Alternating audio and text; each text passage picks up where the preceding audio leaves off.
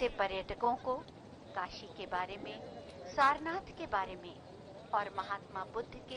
आप देख रहे हैं आज तक और इस समय सीधे सारनाथ की तस्वीरें आप देख रहे हैं, जहां पर प्रधानमंत्री नरेंद्र मोदी इस समय अपने आखिरी पड़ाव पर, जो कि देव दीपावली पर वाराणसी में उनके आने के आखिरी पड़ाव पर वो इस जगह पर इस समय पहुंचे हैं। उत्तर प्रदेश के मुख्यमंत्री योगी आदित्यनाथ जो हर जगह पर उनके साथ रहे हैं, यहां पर भी उनके बिल्कुल साथ साथ नजर आ रहे हैं। सारनाथ वो जगह जहां पर गौतम बुद्ध के पहले उपदेश से जुड़ती है मान्यताएं, और इसीलिए यहां का महत्व इतना ज्यादा बौद्ध धर्म के अनुयायियों के लिए रहता है। जिस तरह से इसे संवारा गया है, सजाया गया है, वो तस्वीरें आप इस समय देख सकते हो। चूंकि प्रकाश पर्व के तौर पर ही हम आज देख रहे हैं, आज देव दीपावली हम देख रहे हैं, तो इसीलिए यहां पर भी प्रकाश के खेल का एक अद्भुत शो आप देख सकते हैं। प्रधानमंत्री का यह अंतिम पड़ाव है वाराणसी में। आज लगभग 7 घंटे से अधिक का समय उन्होंने यहां पर बिताया है, जिसकी शुरुआत उन्होंने एक 6 लेन के उद्घाटन के साथ की, विकास कार्यों के साथ की, और उसके बाद आगे आध्यात्म की यात्रा पर ये ले निकले। भगवान बुद्ध पर लाइट एंड साउंड शो यहां सारनाथ पर पेश किया जाएगा। सारनाथ में भगवान बुद्ध की संपूर्ण जीवनी के दर्शन हो जाएंगे, कुछ उसी तरीके से जिस तरीके से वाराणसी के घाटों पर शिवजी की आराधना में यहां पर लोग लीन हुए थे और लेजर शो के जरिए वो सारी चीजें यहां पर प्रतिबिंबित की गई थी। उसी तरीके से सारनाथ में साउंड एंड लाइट शो होने वाला है, जिसे देखने के लिए प्रधानमंत्री नरेंद्र मोदी उत्तर प्रदेश के मुख्यमंत्री योगी आदित्यनाथ के साथ बैठे हैं। और ये शो शुरू जो हो गया है, इसके जरिए भगवान बुद्ध के जीवन का चित्रण होगा। ये तस्वीरें हम आपको दिखाते हैं कि किस तरीके से वहां पर ये लाइट एंड साउंड शो शुरू किया गया है। जो इतिहास में कई नामों से जाना गया। सबसे पहले काशी, फिर बनारस और अब वाराणसी।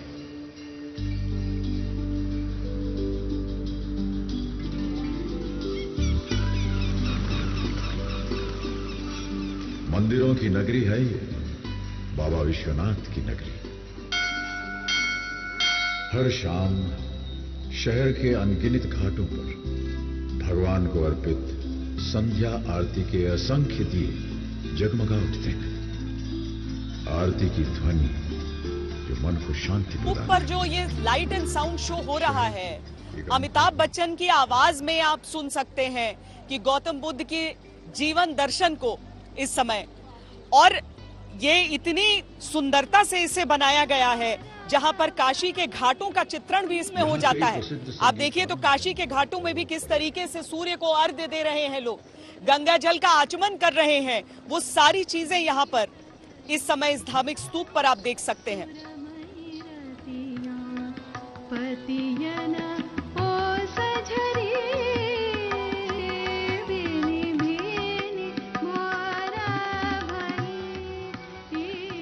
युगों से विश्व का आध्यात्मिक केंद्र रहा है ये शहर। 1916 में स्थापित बनारस हिंदू विश्वविद्यालय एशिया के सबसे बड़े विश्वविद्यालय के रूप में प्रसिद्ध है। वर्षों से जलती चिता की आग, मणिकर्णिका घाट। मान्यता है यहां पार्थिव शरीर का दाह संस्कार करने से मोक्ष की प्राप्ति होती है। मसाने में होली दिगंबर खेले, मसाने में होली। महादेव तो रोज यहां होली खेलते हैं, रोज होली का दहन होता है।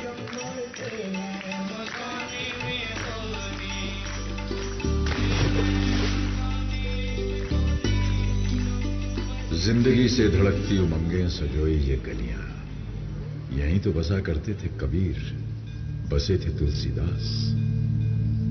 मनुष्य के हाथों ने बनाई ये अभूतपूर्व नगरी, और वो ही शांति की तलाश में गंगा में डुबकी लगा तन और मन की शुद्धि पाने, आध्यात्म की जिज्ञासा लिए यहां खींचा चला आता है। वाराणसी सिर्फ एक प्राचीन नगरी ही नहीं, मनुष्य और उसकी श्रद्धा का इतिहास है। ये शहर कैसे बसे, इनको बनाया किसने? इन प्राचीन शहरों में बने राजमहल, ये किले इस बात का प्रतीक है कि यहां राजाओं का साम्राज्य रहा होगा। उन्होंने इन शहरों का, राज्यों का निर्माण किया होगा। कुछ शासक जो इतिहास के गलियारे में खो गए और कुछ जिन्होंने इतिहास में अपनी जगह बनाई। कुछ ऐसे जिन्होंने क्षत्रिय वंश में जन्म तो लिया लेकिन योद्धा नहीं बने, राज्य की सीमाएं नहीं बढ़ाई। आज आपको सुनाते हैं एक ऐसे राजकुमार की कहानी जो जन्मा तो राजघराने में, लेकिन सुख सुविधा और राजसी जीवन को त्याग आम मनुष्य के जीवन को सुधारने एक आध्यात्मिक पथ पर निकल पड़ा। कई वर्षों पहले एक शासक राजा शुद्धोदन और उनकी रानी माया देवी के परिवार में पुत्र ने जन्म लिया। यह बालक किसी महल में नहीं बल्कि एक उपवन में पैदा हुआ। लुंबिनी उपवन में एक राजकुमार ने जन्म लिया। उसके चेहरे पर पड़ रही सूरज की रोशनी उसे एक अलौकिक चमक दे रही थी। शायद ये कोई संकेत था। ग्रहों की स्थिति समझकर यह धारणा भी बनी कि यह बालक या तो एक महान राजा बनेगा या फिर एक आध्यात्मिक गुरु। बालक का नाम सिद्धार्थ रखा गया।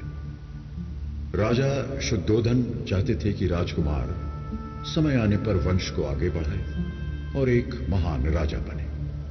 वो सिद्धार्थ की तकदीर बनाने में लग गए या उनका ऐसा भ्रम था। समय बीता और सिद्धार्थ 29 साल के हो गए। क्षत्रिय वंश के एक लंबे चौड़े खूबसूरत राजकुमार। वो राजकुमार जिन्होंने अपने जीवन के 29 वर्ष महल की चारदीवारी में हर संभव सुख साधन के साथ व्यतीत किए, बाहर की दुनिया से पूरी तरह अनजान। एक दिन महल के प्राचीर पर खड़े सिद्धार्थ ने नीचे देखा। उन्होंने वो देखा जो आज तक नहीं देखा था, जो शायद उनकी कल्पना से भी परे था। उनके मन में सवाल उठे, वहां क्या है? किस तरह के लोग वहां रहते हैं? तो धार्मिक स्तूप जिस तरीके से, जिसके पीछे काली रात के बीच में से आपको रोशनी की एक रेखा दिखती है और उसके बीच में काशी को जिस तरीके से चित्रित किया गया और बाद में भगवान बुद्ध की जिस तरह कहानी सुनाई जा रही है, संपूर्ण जीवन दर्शन उनका इन तस्वीरों में आप देख सकते हैं। प्रधानमंत्री नरेंद्र मोदी वाराणसी में जैसे ही पहुंचे उसके बाद से उनका हर एक कदम एक संकेत भी था। उनके हर एक कदम में एक संकेत था, एक संदेश था। अब उस संदेश को, उस संकेत को कोई कैसे पढ़े वो अपने अपने ऊपर है, लेकिन अभी तक जो सारनाथ उनका अंतिम पड़ाव है, जिसके बाद वो यहां से रवाना हो जाएंगे, वहां पर पूरी तल्लीनता से वो इस समय भगवान बुद्ध की जो कहानी इस साउंड एंड लाइट शो के जरिए दिखाई जा रही है उसे देख रहे हैं। राजकुमार को एक बीमार आदमी दिखाई दिया। सिद्धार्थ विचलित हो गए और अपने मित्र से पूछा, ये आदमी ऐसा क्यों दिख रहा है? राजकुमार, ये आदमी स्वस्थ नहीं है, बीमार है। कुछ आगे बढ़े, उन्होंने एक बूढ़ा आदमी देखा। इस आदमी की ऐसी अवस्था क्यों? इसकी उम्र हो चली है राजकुमार, काफी उम्र हो गई है। आगे जाकर एक व्यक्ति का मृत शरीर देखा। ये व्यक्ति ऐसे क्यों पड़ा है? साथ बैठे लोग ये क्या कर रहे हैं? इस व्यक्ति का जीवन शेष हो गया राजकुमार। साथ बैठे लोग इसके परिवार के सदस्य हैं, शोकाकुल हैं, वेदना में हैं। जिन लोगों को मैं जानता हूं, जो मेरे परिवार के सदस्य हैं, महाराज, मेरे पिता, परिवार के अन्य लोग, वो मेरे दोस्त जिनके साथ मैं बड़ा हुआ हूं, क्या सभी के साथ यही होगा?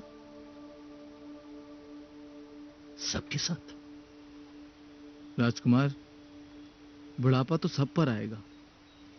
हम सभी कभी न कभी बीमार भी होंगे और हम सभी को मृत्यु भी प्राप्त होगी। महल के अंदर की दुनिया उन सच्चाइयों से परे थी जिनसे सिद्धार्थ का आज सामना हुआ था। उनकी दुनिया आज टूटकर बिखर गई। वो शोक में डूब गए।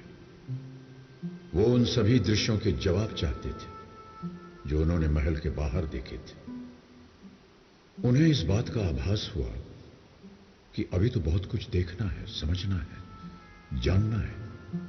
उनके मन की आवाज उन्हें बार बार कचोट रही थी कि वो उन सच्चाइयों के महज गूंगे दर्शक बनकर नहीं रह सकते। उन्हें उस सच्चाई को खोजना था जिनमें जीवन के जवाब छिपे थे। उस दिन के बाद सिद्धार्थ चुपचाप कई बार महल की सीमा के बाहर निकले, सच्चाई की तलाश में। उन्हें जवाब चाहिए थे।